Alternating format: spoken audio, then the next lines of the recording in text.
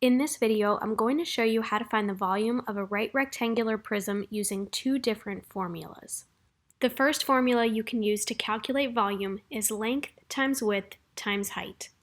In the first example, the length of the rectangular prism is 4 inches, the width is 3 inches, and the height is 2 inches. 4 times 3 times 2 is 24. So the volume is 24 cubic inches, or 24 inches cubed. To type an exponent on a Mac, type Command period and the exponent, or to type it on a desktop, use Control period and then type the exponent number. The second formula that you can use to find the volume of a rectangular prism is to multiply the area of the base of the prism by its height, base times height. Given the area of the base is 12 inches and the height is 2 inches, 12 times 2 is 24. So the volume of the prism is 24 cubic inches, or 24 inches cubed.